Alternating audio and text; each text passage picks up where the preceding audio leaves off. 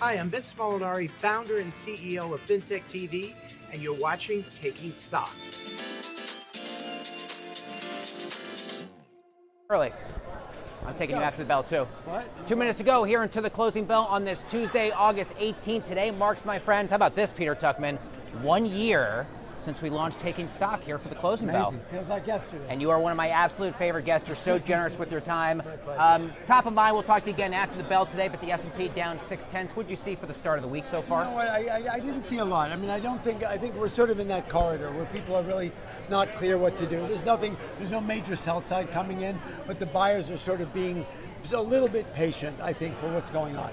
Look, there's a lot going on, and yet there's not that much that people are willing to engage as far as the market goes. They're sort of, they've spent a lot of time engaging the oil trade and then earnings. We're done with that for now, right? And then we've got the tech and the sort of that breakdown of the, the Mag 7, and then all of those sector breakdowns within that, which is compute and software and chips. And now they're just trying to figure out, where do we go from here? Are we going to hit up against that little resistance? Obviously, you don't feel they have plenty of reasons to sell it if they wanted to. I think we're waiting now for the Fed meeting. Yep. I think that we may have, between now and then, plenty can happen. Yeah, of but course. I think all eyes are on that to see how inflation is going to be. Is it going to be sticky enough, to do anything on the upside, downside? I think we're in a bit of a corridor here. Truly doing the closing bell. Thanks, tight. We'll talk to you again more in a minute. Nixon More five. Taking Stock after this.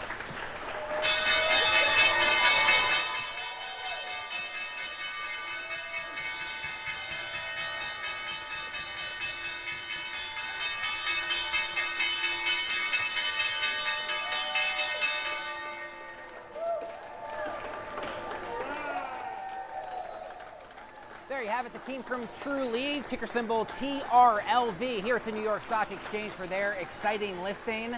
Both doing the honors for the closing bell on this Tuesday afternoon. They'll also join us here on the broadcast coming up in just a bit. Markets down for the day. Your final tail of the tape on this Tuesday, August 18th. The S&P down 0.7%. The Dow 30 in the red. 0.2. The New York Stock Exchange Composite Index off its all-time highs, currently down about 0.3 into the close, and the small caps down 1.3. Healthcare, staples, energy. You do have some winners in the S&P 500, but tech getting rocked. XLK ETF specifically down 2.5%. Industrials and materials at the bottom of the pack as well. To the Dow we go. Johnson & Johnson, Salesforce, and Nike with a nice bounce-back session today. Those are, in fact, your Dow leaders into the closing tape. Your Dow laggards, Caterpillar, NVIDIA, as well as Boeing. Let's bring back Peter Tuchman, the Einstein of Wall Street. Why not?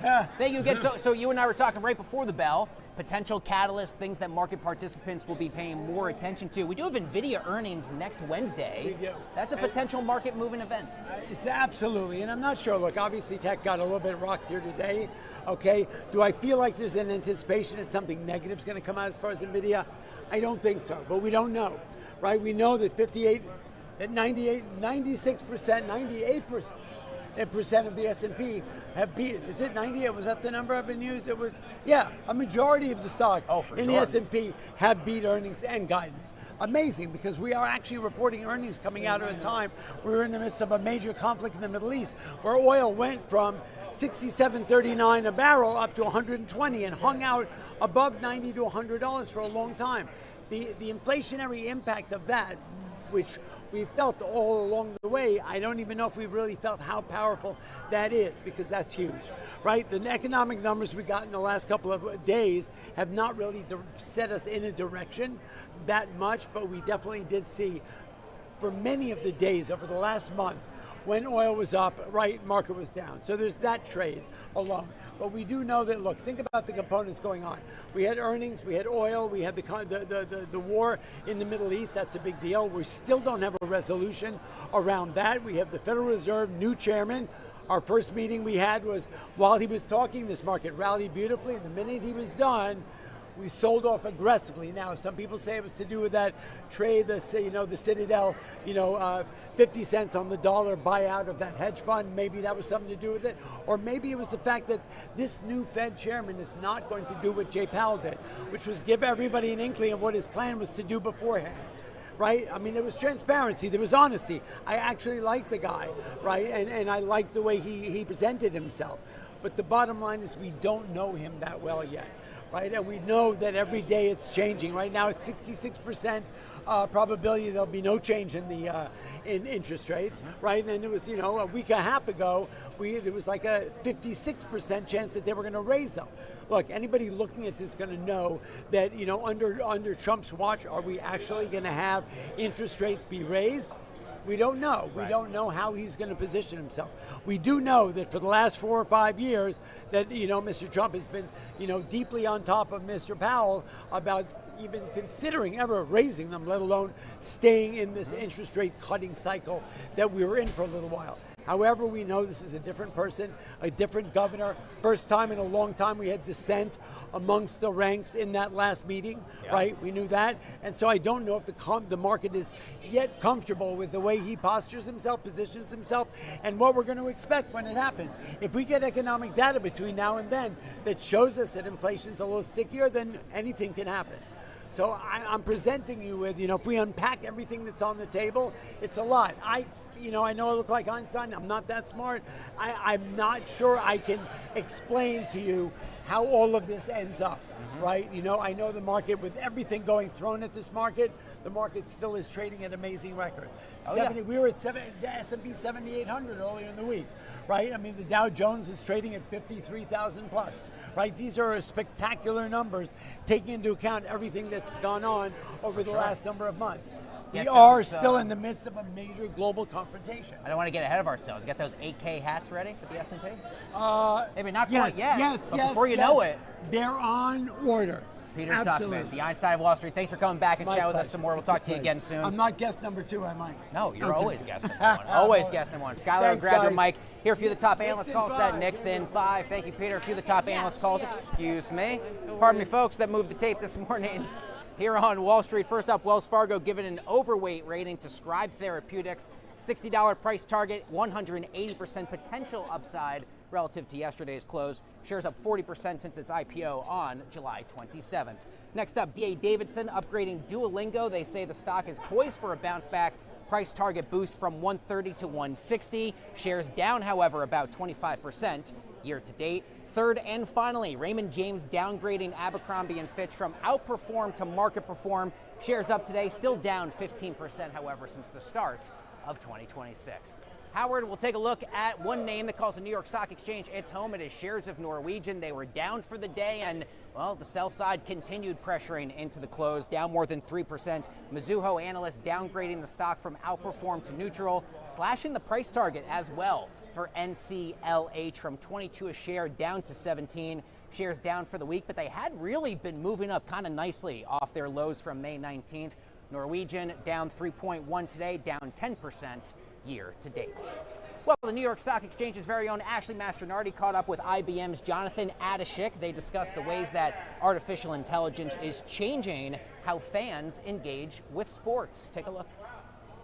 The Global Game Summit kicked off in Newark, New Jersey, bringing together leaders in the sports and tech communities. Joining me now is Jonathan Adashik. He is the Chief Global Affairs Officer at NYSE-listed IBM. Yes. Welcome. Thank you for having me. Thrilled to be with you. All right, so you were just on a panel that talked about the intersection between sports, tech, and culture. What did you want the audience to take away? Technology is changing the game today. It's changing the way that fans engage. It's changing the way that teams and leagues engage. It's changing the way performance happens on the field, on the course, on the track. And it's going to continue evolving. And we play a key role in that with many great partners that we've been fortunate to have for many years. And for us, it's about how do we bring that technology to life and show people a new way to use it.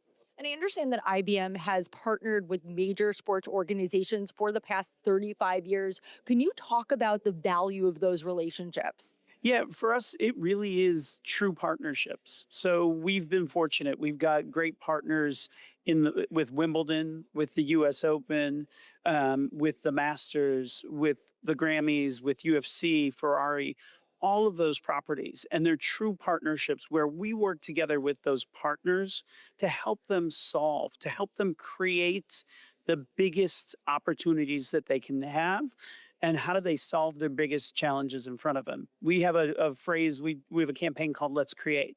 That's what we do with our partners. We actually have people who sit full-time in many of those locations and partner with them to help make them a better experience, a better operation, a better business. And how is IBM using AI and data to help create more personalized sports experiences? What are some of the use cases? So we're using AI and data across all the engagements we do with sports. And it's not just about personalized, it also has to be about relevancy as well. So if you go look at something like what we did at Wimbledon this year, where as the match progressed, the likelihood to win would change with each point. At the same time, at Wimbledon, you could get on the match chat feature, which was AI powered, which you could very quickly, if you're joining a match in progress, you could type in, tell me what's been going on. It will tell you, it will give you an AI powered summary of what's been happening. Go look at something like the Masters, where you look at historical data and how do you take that data and think about the likelihood based on every shot that's been played from the exact location on the course where the ball is, will give you more predictability, more likelihood, more insights about what that next shot will be. Will the golfer score a birdie or a par or a bogey? What does the data say? How did they get better insights? All of it to give a new view of how people engage with the sport. Right. Jonathan Adashek, Chief Global Affairs Officer at NYSE listed IBM. Thanks for joining us. Thank you for having me. Really appreciate it.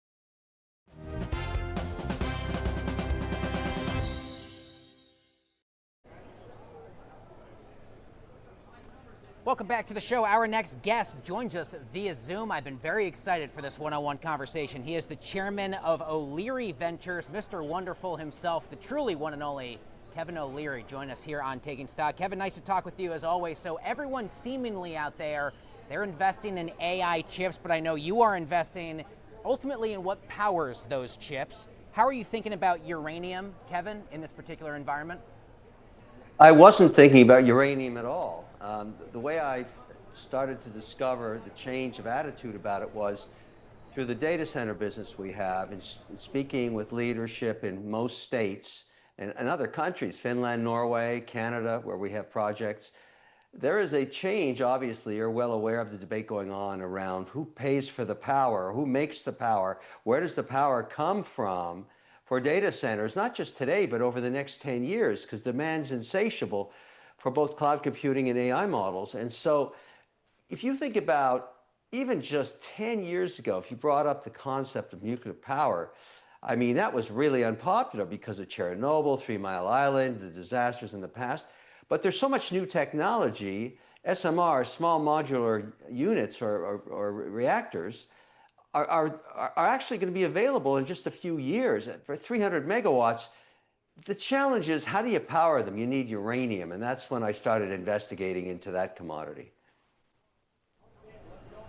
So to the point about data centers, what part of that particular conversation, Kevin, are we missing or still not yet talking enough about? There's been a lot of misinformation based on data centers built 20, 22, 30 years ago. Very noisy, consumed a lot of water, emitted a lot of heat, had very old technology in converting power into electricity. And so that set a horrible table for everybody. And obviously you've seen it become political. You're seeing moratoriums in states like New York and certain types of moratoriums in Texas. Some counties just completely reject them, and yet they're fantastic in terms of supporting local communities, particularly rural communities. But again, it's the power issue, because in the past, when you build a data center, the electricity price for the library, the hospital, the community would go up 20, 30% in a couple of years because you're attaching to the grid. You can't do that anymore. The new mandate is build your own power. So where do you get it from? And that's why I'm thinking SMRs are going to be very important as part of the solution. Right now we're using gas-powered turbines, but I think within a few years you're going to see these small micro nukes that are very, very efficient, and they burn clean, use much less water, much less noise. I think it's the future for clean electricity in almost every state. Kevin, I'd love your take on the state of these markets. Strong earnings season. More than 85% of companies in the S&P 500 that have so far reported have beaten, at least on earnings per share. This despite the fact we've got headwinds from trade and tariffs. headwinds from geopolitics. How are you thinking about this particular bull market, and what most concerns you about what could derail the market's ongoing momentum? Well, this yin and yang push and pull on high interest rates and the 10-year bond, I want to remind everybody that before the pandemic, before the financial crisis, this was the 5-year and 10-year bond rate. And the economy was just fine. We've just gone back to the long normal, that's all. You can have a great earnings season with 10 years at these rates, 2 years where they're at. I mean, over 5% is not crazy on a 10-year bond. And so it's got to adjust for inflation. Obviously, inflation is high. It's well over 2%. In fact, it's over 3%. So I don't know why everybody's so worried about the 10-year bond. I am not. I'm investing with the assumption that the economy is going to continue to grow through these phenomenal earnings. This quarter was fantastic. And I'll tell you why. Even though we had the headwinds of high energy prices, instability in the Middle East, and tariffs, what's really driving earnings, free cash flow, and productivity is AI across all 11 sectors. And so, yeah, it's a controversial technology, but it's really delivering into how both small and large businesses are making their numbers, and not just making their numbers, changing their business models entirely. Kevin, as of today, we are 77 days out from the Tuesday, November 3rd midterms. What issues do you think will be top of mind for voters here in the U.S.? Inflation, jobs, the market, or something else entirely? It's very simple, and I love this analogy because it's been used for years. It's always about the economy, stupid. That's the old expression for politicians. It's about job creation, inflation, what it costs to put food on the kitchen table. So obviously, a lot could happen between now and November. I mean, it seems like a short time, but in politics, it's an eternity. Question is, where's gasoline when you're going to drive to the poll? Is it going to be $4? Is it going to be back down near 3? That's going to be a big thing. And what about all this inflation cost on food? Part of it's tariffs, but also the cost, the input cost of energy to transportation and storage of foods is material. And that's why you're seeing food costs up 20, 30%, depending what region of the country you're in. And then, of course, there's the mortgage issue. Mortgages 6.8% this morning, creeping up to 7%, which, by the way, was a mortgage everybody paid 40 years ago, 30 years ago. That was nothing. And people are whining about that. They want to go back to 3.5% mortgages. Not again in your lifetime. So I think the economy has to adjust. But I think we're going to have a very, it's never good for the incumbent. I don't care who's in the White House. Midterms are never good for you. It's whether or not, the Senate flips too. And I don't see that happening. The redistricting happening right now is interesting. I'm kind of thinking gridlock after midterms. I got about 30 seconds left. Kevin, season 18 of Shark Tank, you got Mr. Beast, Mindy Kaling, J.J. Watt. What is one piece of advice you give to first-time sharks on the show? I always say the same thing to them. I'm going to eat you alive. No, Mr. Nice Guy. I mean, the thing is, we've been doing it for 18 years. You got to get up to speed real fast if you're a guest shark. You're supposedly an investor, invest and compete. And that's exactly what you're going to see. This season was unbelievable. These guests, J.J. Watt, by the way, the guy was sitting beside me. He's huge. He's absolutely huge. I felt like a dwarf. It was unbelievable how big that guy is. Crazy. We can't wait to tune in. Always grateful for your time. The one and only Mr. Wonderful, Kevin O'Leary. Kevin, thank you. Take care. Folks, don't go away. A lot more Taking Stock coming up live from the trading floor of the New York Stock Exchange right after this.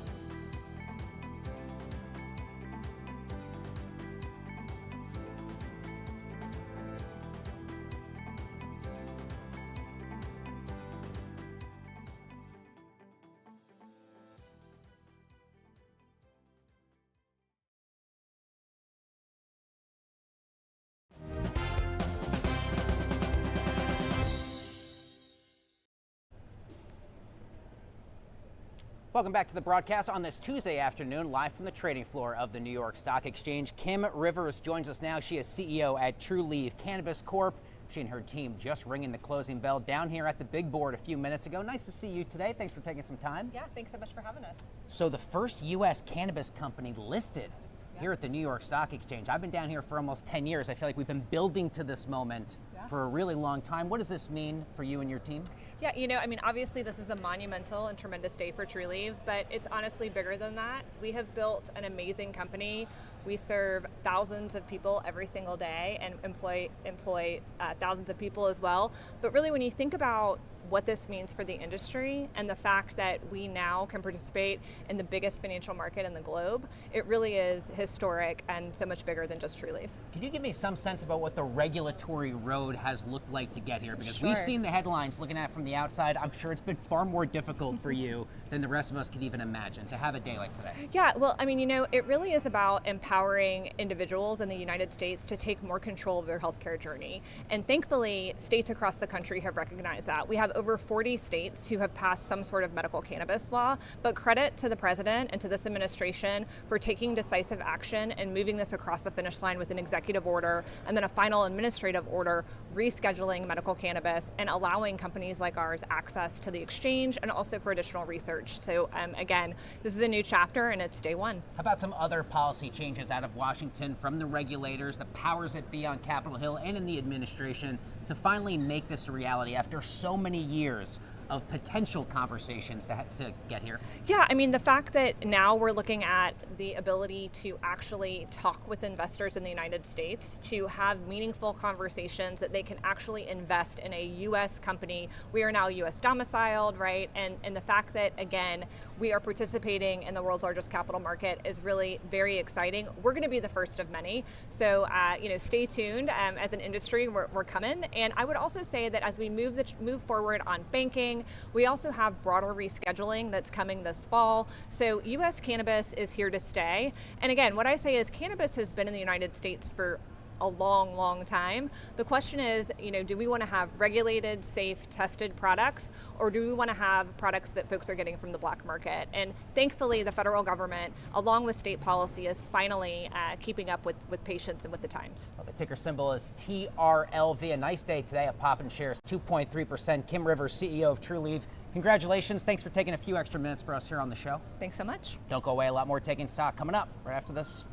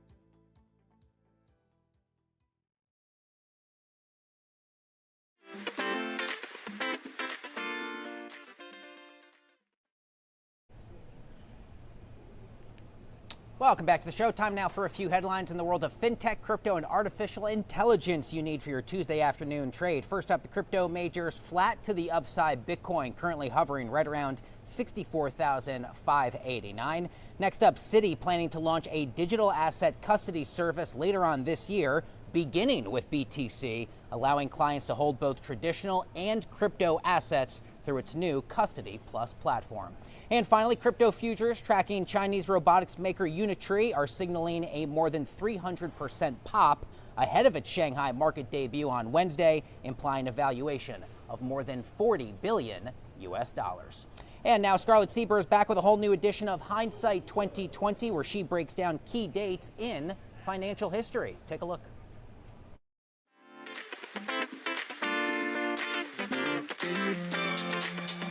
I'm Scarlett Sieber with Money 2020, and this is Hindsight 2020.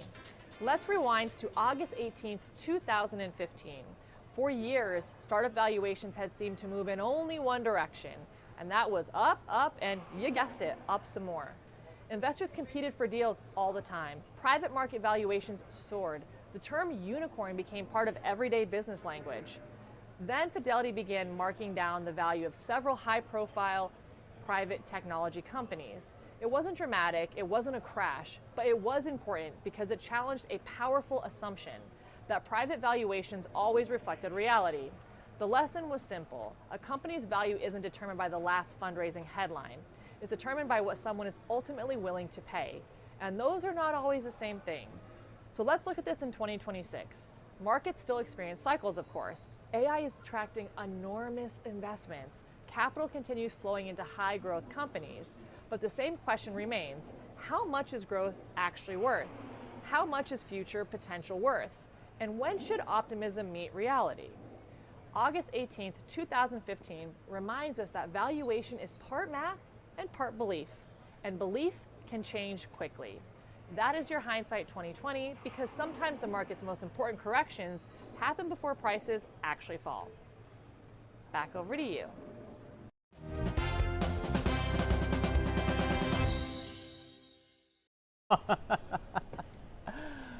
Welcome back to Taking Stock. Today, August 18th, marks 1 year since we launched the show. You got me a birthday cake. Look at this. For everything. Only one man can do what he does, and that's the only one and only JD. You're saying thank you. I had this whole thing prepared to say thank you to you, the New York Stock Exchange community, Cheddar, Money 2020, all the incredible FinTech TV producers, and Howard, I wish I could take the camera and put you on air to say thank you for everything. Thank you for watching today's edition of Taking Stock. Let's do it again tomorrow.